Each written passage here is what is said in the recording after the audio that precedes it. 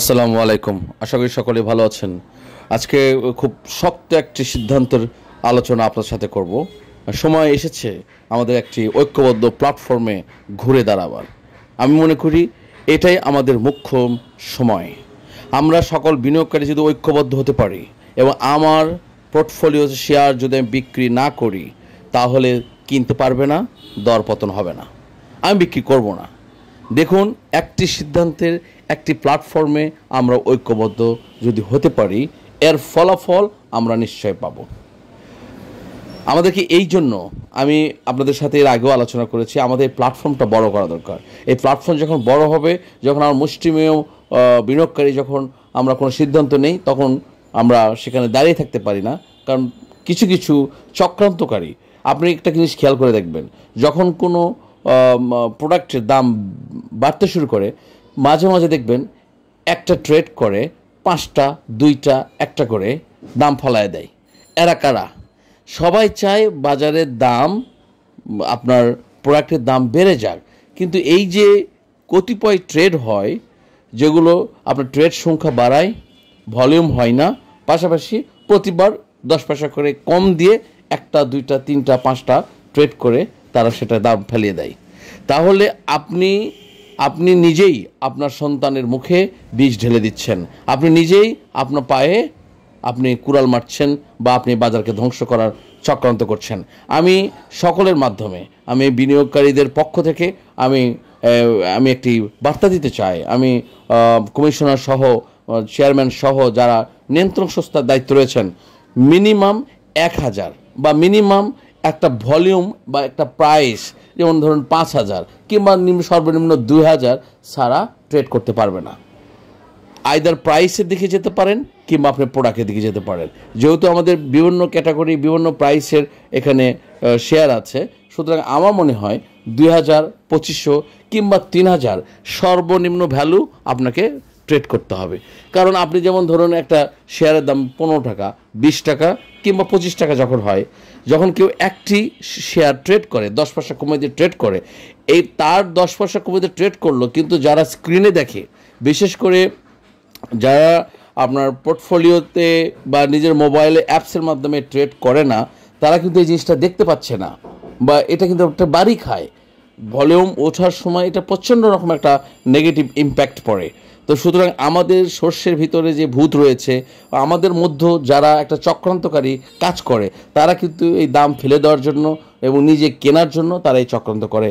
সুতরাং এই চক্রান্ত থেকে বের হয়ে আসার জন্য আমি সম্মানিত চেয়ারম্যান সহ আপনারা নিয়ন্ত্রক সংস্থা যারা দায়িত্ব রয়েছেন, তাদের বলছে আমার এই বিনিয়োগকারীর পক্ষ থেকে আমার অনুরোধ থাকবে যে সর্বনিম্ন একটা প্রাইস বা মূল্য ঠিক করে দেওয়া হোক, তার নিচে সে ট্রেড করতে পারবে না। ঠিক আছে? এবং আরেকটি বিষয়, যদি আপনারা, আমি জানি না আমার সিদ্ধান্ত কতটুকু সঠিক হতে পারে, যে একটি দিনে সে 2বার কিংবা 3বার ট্রেড করতে পারবে।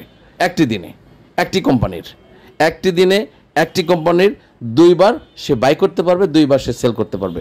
এমনটাও যদি হয়, তারপরেও আমি মনে করি যে তাদেরকে কিছুটা নিয়ন্ত্রণ করা আমাদের পক্ষে সহজ হবে। বিনিয়োগ বাজারের সৌন্দর্য, বিনিয়োগ বাজারের আস্থা আমরা মনে হয় ফিরে পাবো। আজকে সূচকের একটি বাজে অবস্থা শুরু হয়েছিল, একটি ভয়ানক ক্লান্তি লগ্ন আমরা অতিক্রম করছি। এদিক দিয়ে ভারত এবং পাকিস্তানের মধ্যে একটি যুদ্ধের দামামা বা একটি উত্তাপ পরিবেশ সৃষ্টি হয়েছে। আমি বিশ্বাস করি যে এই সভ্য জগতে এসে তারা উভয় রাষ্ট্রই কখনোই বিধ্বংসী কোনো সিদ্ধান্ত নেবে না। যেহেতু আপনার পেহেলগামে একটি বড় ধরনের স্ট্র্যাটেজি ঘটনা ঘটেছে, একটি সন্ত্রাসী হামলা হয়েছে, সুতরাং রাষ্ট্রপক্ষ কখনোই এটাকে সহজভাবে নেবে না, বা আপনার একটা নিরাপদ ব্যবস্থা, জনগণের আস্থা ফিরে নিয়ে আসার জন্য রাষ্ট্র তার একটা পদক্ষেপ নেবে, এটা সত্য কথা। পাশাপাশি পার্শ্ববর্তী দেশকে যেহেতু তারা ইঙ্গিত করেছে, সে পার্শ্ববর্তী দেশও তার দেশের নাগরিকত্ব, দেশে ভূখণ্ড এবং সার্বিক মর্যাদা এবং সেই দেশের সম্মান অক্ষুণ্ণ রাখার জন্য তারাও তাদের পক্ষ থেকে সর্বোচ্চ বার্তা দিবে, এটাই স্বাভাবিক। কিন্তু আমার বিশ্বাস, যেহেতু আমরা এশিয়ার এই পরমাণু শক্তিধর দুটি দেশ, তারা, আমার বিশ্বাস যে তারা ভয়ঙ্কর কোনো পরিস্থিতি যাবে না। এবং আমার যে বার্তা যেটা হচ্ছে, যে এই বাজারে আমরা অলরেডি বিধ্বংসর একটি গাজা উপত্যকায় আমরা পরিণত হয়েছি। সুতরাং এইসব নিউজের কারণে কেউ প্যানিকড হবেন না, হতাশ হবেন না। অনুরোধ থাকবে যে আপনি আপনার পোর্টফোলিওকে ধরে রাখুন, আস্থার সাথে ধরে রাখুন, নিরাপদ জায়গায় বিনিয়োগ করে নিরাপদভাবে রাখুন। আর এখন এমন একটা পরিবেশ আসতেছে সামনে যে প্রচুর অনেক কোম্পানির ইপিএস এবং ডিভিডেন্ডের একটি ট্রেডমার্ক বা একটি ফলোভাবে রিপোর্ট প্রকাশিত হবে, বিভিন্ন রকম ফ্লপ, বিভিন্ন রকম ইন্টারেস্টিং পয়েন্ট এগিয়ে দিয়ে আপনাকে মূল্য বৃদ্ধি করে আপনার ট্রাফিক ফলানোর চেষ্টা করবে। বাট আপনাকে সবসময় আপনার ব্যালেন্স, আপনার নেতৃত্ব, আপনার কর্তৃত্ব, আপনার পোর্টফোলিও ব্যালেন্স আপনার হাতে রেখে খুব সুন্দরভাবে ধীরে ধীরে আপনাকে এগিয়ে যেতে হবে।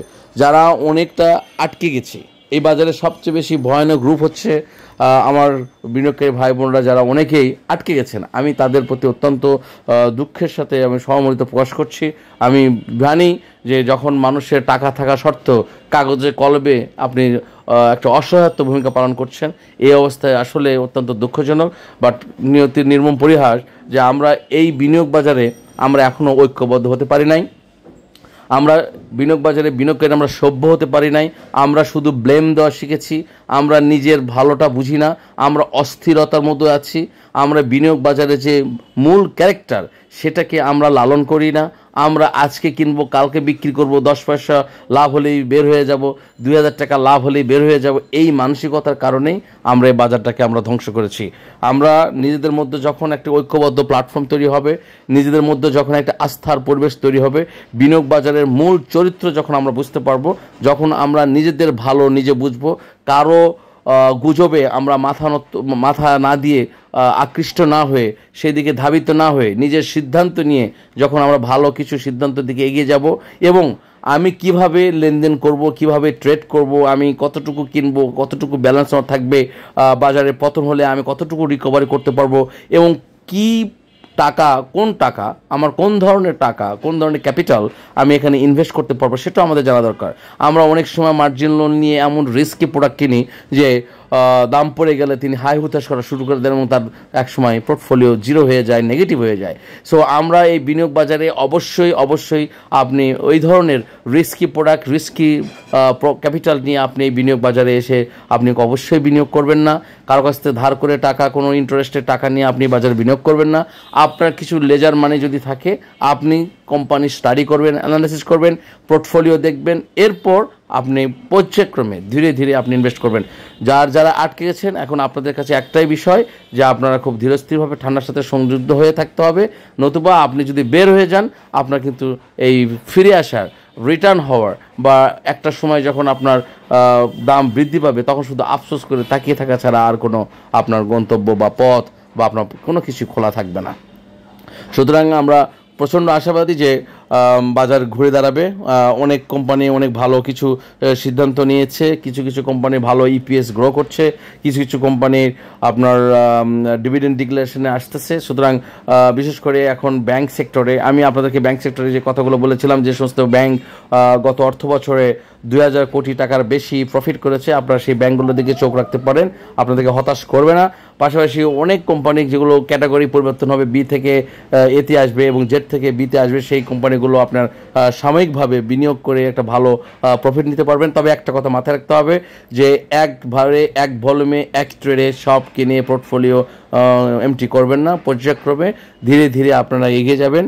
আর গুরুত্বপূর্ণ একটা বিষয় হলো যে আমি যেটা বলতে চাই যে একবারে ঝুঁকে পড়বেন না। হ্যাঁ, যে একটা হল্ট হচ্ছে, লাস্ট লেভেল চলে গেছে, আপনারা দেখবেন যে অবশ্যই এই বাজারে ভালো করার জন্য আপনার নিজের ট্রেড নিজে করতে হবে। হ্যাঁ, আপনি যদি ওই ফোন করে ব্রোকার হাউসের মাধ্যমে আপনি ট্রেড করেন, আপনি অনেক কিছুই জানতে পারবেন না, কারণ আপনি ভলিউম দেখতে পান না, আপনি কত ডিমান্ড আছে, কত সেলিং মুডে আছে, বাই মুডে আছে, এটা আপনি জানতে পারেন না। কী পরিমাণ ট্রেড হচ্ছে, পার ট্রেডে কত ভলিউম শেয়ার বিক্রি হচ্ছে, এটা আপনি জানতে পারেন না। সুতরাং যখন আপনি অ্যাপসের মাধ্যমে নিজে ট্রেড করবেন এবং জানবেন এবং বুঝবেন, তখন আপনি অনেক কিছু আপনার কাছে দৃশ্যমান হবে, যেটা আপনাকে বোঝার জন্য আপনাকে খুব সহযোগিতা করবে। আর কোম্পানিগুলোর দিকে আমি অনুরোধ করব যে হতাশাব্যঞ্জক কোনো মন্তব্য করার কিছু নেই। আপনারা অনেকেই নেতিবাচক মন্তব্য করতে বেশি পছন্দ করেন, কটাক্ষ করে কথা বলা বেশি পছন্দ করেন, সেটা না করে নিজের চোখে নিজে তেল দিবেন যে কিভাবে আপনার ক্যাপিটাল এখানে সেফ থাকবে। আর স্পেসিফিকভাবে কোনো কোম্পানির নাম এই মুহূর্তে বলা আমার মনে হয় সমীচীন নয়। কিছু কোম্পানির দাম ভালো অবস্থায় আছে, যেগুলো পড়ে গেছে দাম, হ্যাঁ সেখান থেকে দাম বাড়বে বলে আমি বিশ্বাস করি। সকলের জন্য শুভকামনা।